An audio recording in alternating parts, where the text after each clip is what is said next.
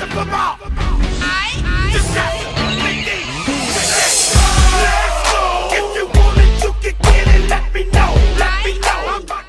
What is going on, people? LP 2000, I'm back at you with another video, and today is a very special day, a very special occasion. Of course, it's November 3rd, and today is Godzilla's birthday. Yes, 62 years to this day. The most iconic giant monster was unleashed upon the world, and the world has been the better ever since. Yes. So in honor of the big guy's birthday, I wanted to do a little discussion involving some X Plus figures involving the 1954 Godzilla. So yes. And as you can see here, I have almost every incarnation of the Godzilla 1954 figure from X Plus, except for two, which I will talk about in a few minutes. But yes, I have the gigantic series, Yuji Sakai Godzilla 1954 that just came out not too long ago. The 30 centimeter Godzilla 1954, this is a diamond reissue figure. And of course, the 1954 Godzilla Train Biter edition that came out earlier this year. So yes, so this is great. So like I said, this is in honor of Godzilla's birthday. It's a very special day, and I just want to just have a little discussion about these figures and basically just showcase them and really just give my recommendation on if you're coming into the hobby, if you're new to the franchise. First of all, welcome, and I just want to give you my recommendation on if you want to go for a Godzilla 1954 piece. I'm gonna give just my thoughts about which one you should choose or whatever. So as far as X Plus is concerned, X Plus has done a massive roster of monsters. Godzilla in particular, they're not beyond of like releasing like different versions of the same suit, like in different scales. Like for example, we have a 30 centimeter gigantic GMK, a 30 centimeter GMK, a 25 centimeter GMK, a Sakai GMK, or Godzilla 1989. We got a Sakai 89, a regular 30 centimeter 1989. What else? A 25 centimeter 1989. A 1989 25 centimeter with vines going through it. Or my favorite, Godzilla 1964. We had the original Godzilla 1964 30 centimeter release, a 25 centimeter release, a 30 centimeter reissue closed mouth with the blue LEDs. Unquestionably, probably the most famous and probably the best Rick Boy Godzilla figure ever, the closed mouth Godzilla 1964. X Plus, please reissue that. So my point is, they are not beyond of like reissuing or at least bringing out different versions of the same suit in different scales. And I just done this figure review just a few days ago actually, and please check it out. It's in the archives of the channel. And actually, me having this figure just made me want to re-examine all my Godzilla 1954 figures. And when I got them all together, they are really great pieces. Whether you like the film or not, whether you like the design or not. My first Godzilla 1954 figure was this one, the Diamond reissue figure. It came out late 2013 when Diamond first struck a deal with X Plus to bring these figures back to America for cheaper prices. And this was in the first wave. This one and the Mechagodzilla 1974. But as y'all know, as I talked about many times before on the channel, the Mechagodzilla 1974 had a little bit of an issue. It had a leg deformed issue where the leg was like I said, deformed, where Mechagodzilla was doing like a leaning pose on his base. So the first few waves were not without its problem. Then the next wave, the Gargantua brothers, even though they were highly popular and highly wanted by a lot of collectors, the face paint apps or just the paint apps on the figures were questionable, as well as the 30 centimeter GMK that came out in the same wave. But with the 30 centimeter 1954 Godzilla, I really had no issues with this figure, and I was really surprised when I first got it on how really massive it is. It really is a massive piece. It's at least like 14 inches tall at least, or at least 13 inches tall, I should say. And they've done a great job with it, you know, whatever. And I've done figure reviews of all these pieces. So like I said, they're in the archives of the channel if you want to go back and see my thoughts and go into detail about it, because I won't go into too much detail about the figures here. I'm just trying to give you my recommendation if you're trying to get into the franchise, or if you're just trying to get into trying to get a 1954, a good 1954 Godzilla piece. I just want to give you my recommendations in honor of the big guy's birthday. So yes, this is a great piece. It really is. S Plus really has done a great job with this. In my opinion, I think it is superior to the gigantic 54. I know that's kind of unbelievable coming from me, but the one thing the 54 that I wish could have been done better, that the 30 centimeter does have, is the feet. The gigantic 54, his feet to me are kind of too close together. But that's the only gripe I have with the 54, where the 30 centimeter is superior. But yes, this has really been a good piece to have. I enjoyed it. I am enjoying it. Yes, I mean, I was surprised when I got it on how really cool the figure is. Because I want to be honest when I say this, that through the years, the 1954 Godzilla, even though I love the film, I really do love the film, and I do like the design. I think for Godzilla's original appearance, it captures just the sheer brutality, the awesomeness, and just the powerful, just ominous aura that he created in the film. I think the suit really captures that. And through the years, for one, it's not really been like my top 10 favorite of Godzilla designs, even though I respect the suit and I love the suit. It's not because I just don't like the suit. It's just there are other Godzilla designs that I find more favorable to me. But still, at the end of the day, I enjoy it. I love it. I respect the heck out of it. So they've done a great job with this, you know, whatever. My only gripe with the 30 centimeter 1954 Godzilla is they came out with the Wonderfest version in 2013. And it was a color version. It had like a bone color on the dorsal plates. It basically looked like how Godzilla would look in the film if the film was in color, just a natural color. And I wish I would have gotten that. It had a little mini oxygen destroyer that came along with it. So for me, because as collectors, we all have pieces that got away, or pieces that we want to get, but we never had a chance to get it. And if it came up for reissue, we'd be all over it. That is the figure for me. I really would love to have that at some point, you know, just a color version with the oxygen destroyer. But you know what? That's the thrill about being a collector and about collecting. You never know. So I'm gonna be on the hunt for one, you know. But that's the one piece they got away from me that I really want to have at some point. So yes, the 30 centimeter 1954 Godzilla, awesome, great. If you want to pick it up, I saw one, at least a couple online on eBay. Yes, you can find good deals on eBay sometimes. Of course, there's some rapists out there, and you know who you are. But there are some good deals to be made on eBay, and I saw this one for at least for a good price. You know, $160, $180, which is great considering that's how it was when it first came out. And when it was originally released, I don't know the year when it was originally released from X Plus, but I'm sure it would have been up there in price because it's been out for a while. So yes, $160, $180 for this piece.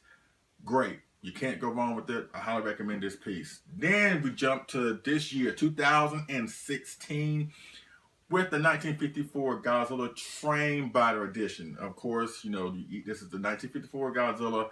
In those production still photos of Godzilla holding the train in his mouth. It's not really the suit for as Godzilla, because the suit didn't really hold a train in his mouth. It was really a puppet. So what they did with this piece, and it came out early this year around March, I believe. Yeah, around March. It was originally going to be like a Rick exclusive, I believe, but they decided to make it more mainstream and make it a retailer release where Ami High Research was able to get it and get it out to the masses, or get out to more people, I should say. And at first I wasn't going to get it, but once again, you know, when you see things online, I always say, always do your research. Always know what you're getting yourself into. Because, of course, I don't want to tell people just to buy everything that they see, because you know you may end up getting it in person and may not like it. So I always say, always do your research, and if you can, almost wait till the last minute before you can make the pre-order. That way, you know, you can either get one, or at least if you don't get one, you don't regret your decision, you know, of not getting one. And I don't regret getting this. You know, this is a good piece. And to me, in my review, I touched on this a little bit, but to me, this piece is very, very, very amazing. Is the fact that they created this piece, and it captures both the suit and the puppet that was used in the film. You know what I mean? Because let's be honest here, the puppet didn't really look like the face of the suit. As a matter of fact, the puppet looked more ferocious and monstrous compared to the suit. But in this piece, they were able to combine both those elements to create a great, great, great, great piece. Mind you, this is the standard. I don't have the Rip Boy that came with the base. You know, it had like a little base, like a destroyed bridge or something like that, where you put Godzilla on top of it to have more of a presentation. But you know, like I mentioned before, standard or Rip Boy, you can't go wrong with this piece. It really is great. And I think I mentioned this in the video. Of that review, excuse me, the review of this figure, excuse me, can't talk this morning. That to me, when you compare these two, like I said, the suit is awesome. You know, it captures the suit, but this one captures Godzilla as a straight up monster. You know what I mean? And I really do enjoy that, because that's how he was in the film. You know, just an ominous creature. You know, just a monster that was unleashed upon the world without warning, and it really captured. That really captured that in this suit. You know, the detail is amazing. The paint scheme is great. You know, the train being here in his hand and being crushed to death by his powerful jaws in his mouth. Of course, his eyes, you know, they don't have any pupils in it, a la GMK, but that's how it was in the production photos, where his eyes didn't have pupils. So yes, this is a great piece I would recommend also. I saw them online not too long ago. They're really good. You know, it's still, this one is a little bit more expensive than the Diamond reissue Godzilla 1954. But I think it's worth the investment. I don't think it's like 400 or 500. At the most 250, 300 maybe. Even for the Rick. I even saw a Rick Boy and a standard on Mandarake not too long ago for a good price. Between 250 and 300, factoring in shipping, maybe 340, maybe something like that. I think that would be a good price to have this figure, because to me, this figure represents the first Godzilla attack. You know, when he first attacks land, or when he attacks the city, you know, he does attack a train, you know, whatever. It was a short attack, you know, the big, longer attack came later on, but this figure is just very just symbolic of the first attack. And like I said, it's a combination of both the suit and the puppet. So with that being said, I highly recommend this piece also. So yes, 2 down, 1 to go. Yes, 1 to go. And of course, you know what this guy is. You know who he is. Yes, like I said before, this is my most recent review, the most recent addition to my favorite line of figures from X Plus, the Gigantic series. Of course, I'm talking about the Godzilla 1954 Yuji Sakai figure. Yes, I recommend it. All right, I'm done talking about it. No, I'm just joking. I'm joking. Like I mentioned before, I did a review on this figure. It's in the archives. Please check it out. I hope you enjoy it. Won't go into a lot of details, because the details really speak for itself. Yes, get this figure. You know, they really done a great job with this figure. They captured just the suit, and that's what it's all about. Like I mentioned, it's a Yuji Sakai piece, and I've heard from people, or at least saw people online saying that maybe it's not up to Yuji Sakai standards that we have come to know as courtesy of X Plus, that maybe the detail is not there, but I think it is there. You know, it is there. Like I mentioned, my only gripe with it, which I didn't explain in my review, is the fact that maybe his feet are just too close together. You know, but at the same time, had it been a little bit farther apart, it probably would have gave him more shorter size, just a little bit, because he stands at 17 inches tall, and he's like maybe 29 to 30 inches long. And that's what it's all about with the Gigantic series. It's about size, about being massive, gigantic, obviously, just an all-out awesome representation of Godzilla, you know, whatever. So I think they did a great job with this, and I think they I was kind of debating, you know, about really wanting to get this set first because it was an inexpensive piece to get. You know, I was debating just a little bit, maybe 1%. That 1% just faded immediately because, you know, I'm all about the Gigantic series. And I've always said, if ever a Godzilla design deserved or needed or just basically a priority to be a Gigantic series figure, it's the 54. It's the Alpha. It's the big guy that started it all, you know? So I am all for this piece. I love it. I love it. It complements the rest of the Gigantic series, especially got the Gigantic Burning Godzilla in particular. They done a great job. Dorsal plate's great. The skin texture, awesome. The face is on point. The fangs on point. Toes, except for the feet being together too much, a little bit. The hands, claws, the tail being so long and it just flows and it's flat, which means he may have a become a problem putting them on your shelf. But you know what? Those are good problems to have, like I said before. As a matter of fact, all the tails of the 54 pieces are really long and just elegant and graceful, whatever. But, you know, you can find a way to make it work, you know, whatever. Go to Target, go to Walmart, find one of these easy assemble $20 or $30 bookcases like what you see here or whatever, and just put them together and just find a way to make it work. You know, trust me, if you can spend this type of money to get these pieces, a $20 and $30 bookcase should not really be much of a problem. You know what I mean? So, yes, I highly recommend all these pieces. But this is the one that's the most expensive, you know, whatever. I think out of the three, I would recommend, really, if you're just getting into the hobby, I would recommend this one, to be honest with you, the most, because it's really affordable. You know, if you're on a budget, you know, you got to do what you got to do. So I don't want to recommend this one and then people be high strung or trying to get it and try to raise the money, because this one is expensive. But at the same, and this one is expensive. The second most expensive on the table. But I highly recommend them. I really do. They're all great quality pieces. And like I said, when I got this one, it made me examine my Godzilla 54 collection, the pieces that I have for the 54 in my collection. And X Plus has really done a great job with all of their pieces. And the one that got away that I'm trying to get at some point, hopefully they'll reissue it, is the Wonderfest colored version of 1954. But until then, I'm so happy with what I got. I really am. I'm so happy that the detail and just the care that they put into bringing these figures to us, with just the utmost of quality and just perfection.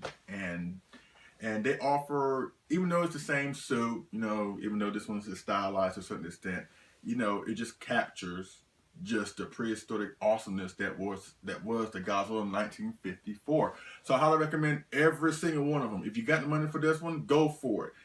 Please get this one, because like I said, this is the most easily affordable out of the three that I have here. If you want the train biter, stylized, you know, whatever, to symbolize the first Godzilla attack, go for it. Whatever you decide to do, please go for the Godzilla 1954, whatever design or whatever figure that you want to have, whether it's the Gigantic, the 30, or the Wonderfest. If you can find one, and if you find one, please let me know. But, you know, I talked about in my Gigantic 54 review that I want to talk about the movie a little bit. I couldn't really talk about it there because I didn't want to make the video longer than what it had to be. You know what I mean? So I'm just going to talk about it here. And I love the film. And be honest with you, even though, once again, like the design at first, or even now to a certain extent, it's not in my top 10 of Godzilla films, or like my favorite Godzilla films. But once again, I love the film. I enjoy the film. I respect it for what it has done, you know? But at the same time, it really is a gloomy, dark, gritty movie. And sometimes I have to be in the mood to watch it. You know what I mean? Now, I grew up on the American version, Godzilla King of the Monsters, that came out in 1956. I didn't really see the Japanese version until I was like older. As a matter of fact, I didn't see it until I was, I think a few years ago. I think I was like 34 or something like that. Yes, I'm old. So I didn't really see a Japanese version until like when the Criterion Collection came out with their release of the original Godzilla movie, and I also had Godzilla King of the Monsters as a as a as as a supplement on the disc, the definitive version of that film release. So if you can find that, the Godzilla Criterion Collection. Um, but yes, I saw the Japanese version, and it was just it really is, once again, it's even dark and more serious than the Americanized version. You know what I mean? And for a while, since I grew up on the American version, with Raymond Burr or whatever, say what you will about the Godzilla King of Monsters. To me, this is my opinion. To me, I hold that film superior to the '54, the original. I know this kind of blasphemy amongst some folks, but to me, I hold those two films superior to the other. There's some things that I think the original did better than the Americanized version. There are things that the Americanized version did better than the original, in my opinion. Whatever. But they both are just great films. That even though they kind of tell the same story, they do it in very different ways. That to me, both of them are superior than the other one. The one thing I like more about the original '54, now more so as an adult, because back then as a kid, I didn't really get the understanding or the meaning behind Godzilla's character. Unlike King Kong, King Kong, iconic film, yes, a legendary film or whatever, strictly fantasy film, but the difference between King Kong and Godzilla is the fact that, and once again, I found this out when I was older, that Godzilla really was originated from a real life fear. A real life fear that the Japanese people were feeling back during the Pacific conflict or World War II. And I'm also more so fascinated by the origin of Godzilla, how his story was originated, and how the producer Tomoyuki Tanaka, the original producer of the Godzilla films and the original Godzilla film or whatever. And I'm fascinated by this by a story that I've read and just been really been enthralled with. It's the fact that he was, before the production came about, before they even thought about making the film of Godzilla, that he was flying back, I think, from Indonesia on a plane, and he was traveling over the ocean, and he had the idea in his head of creating a film, a monster film or something like that. And he looked down at the ocean, the dark ocean, and was wondering what could be down there, what is hiding behind the ocean. So he took that, combined with the real life incident of the Lucky Dragon #5 incident, where a Japanese trawler, a fishing trawler, drifted too close to the hydrogen bomb testing of the Bikini Atoll, which brought back some contaminated fish back to the market, which scared a lot of people. I think one person died because of radiation poisoning because, like I said, they drifted too close to the testing grounds and they got covered with radioactive ash. So they combined those two elements, or he combined those two elements to create Godzilla with the influence of American films, King Kong, like I said, and The Beast of 20,000 Fathoms. They put all that together, a couple other things, and that's how Godzilla was born. So that's why I'm really just fascinated by the origin of Godzilla. And I think every Godzilla fan should really know the history, or really know the history of the character. Whether you got into Godzilla with Godzilla's Megalon, or Godzilla 1984, or GMK, or Godzilla Final Wars, or Mechagodzilla 1974, or Godzilla's King Ghidorah, or Ghidorah Three-Headed Monster.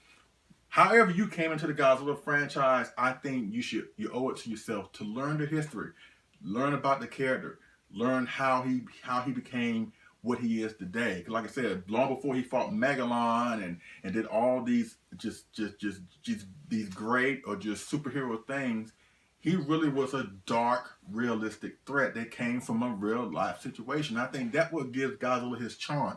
That's one thing why he has endured so much over the years, and he has gone through so many personifications.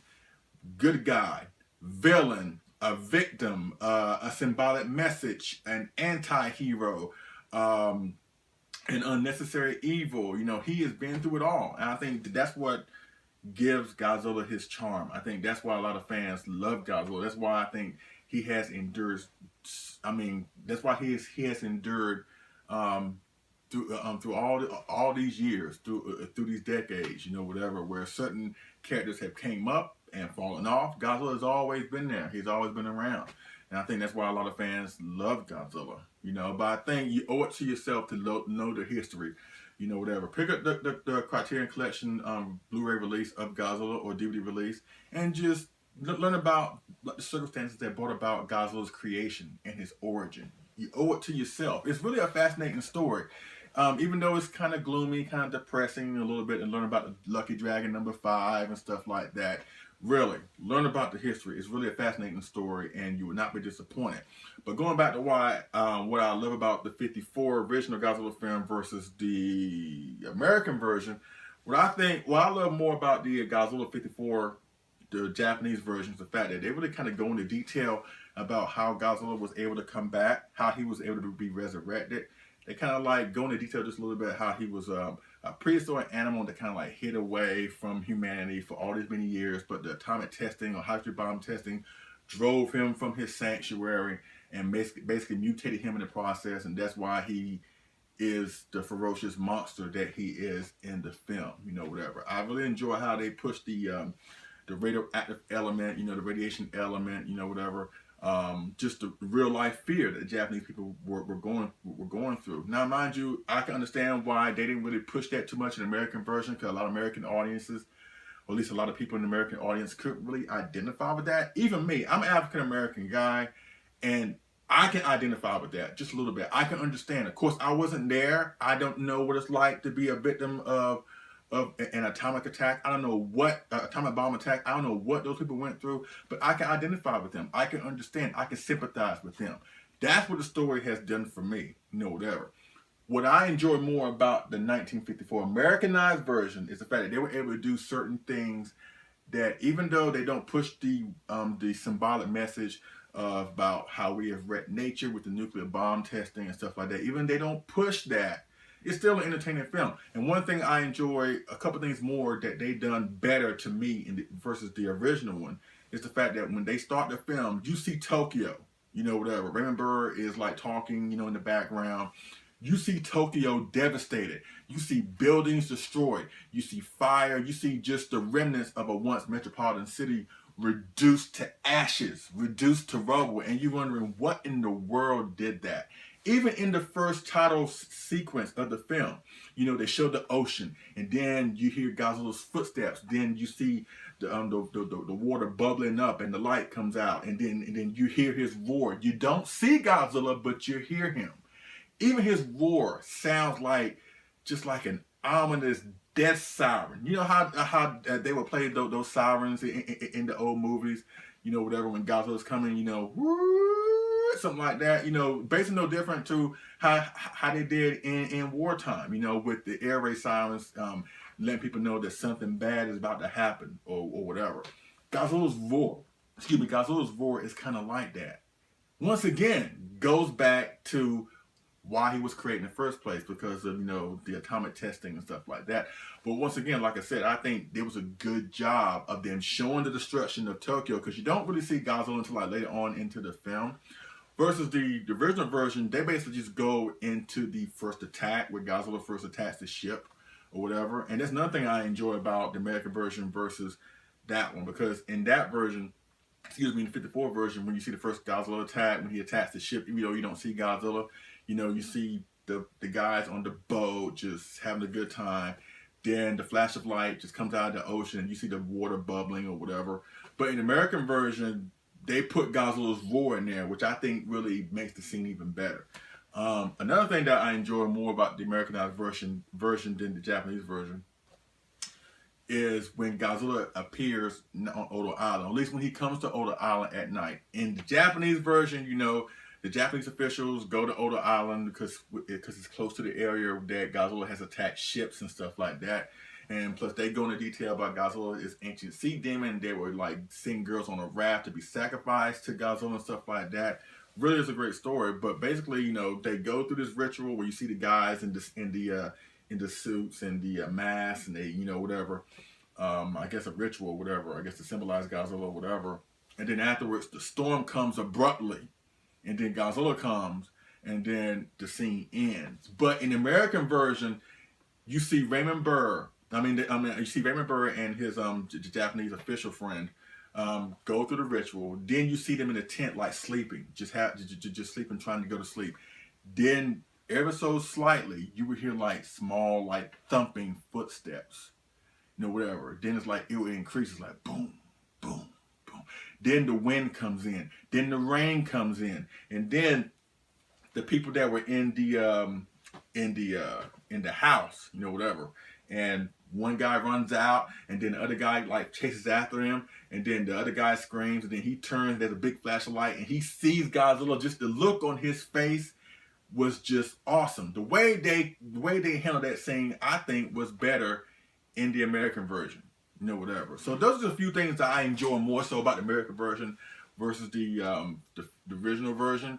But to me, they are both great films. They're both great films. I both look at them on the same par, on the same level. So that's pretty much my take of Godzilla 1954. Of course, there's a lot to go into. Yes, a lot to go into, which I want to save for a future discussion with a fellow Godzilla fan, you know, whatever.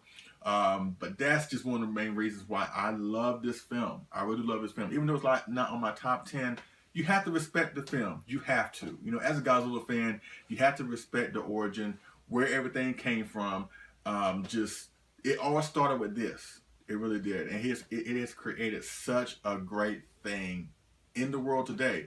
Whether it's the movies he has been in, TV shows, comic books, figures, model kits, toys, conventions like G-Fest, and just stuff like that. It has created such an awesome thing.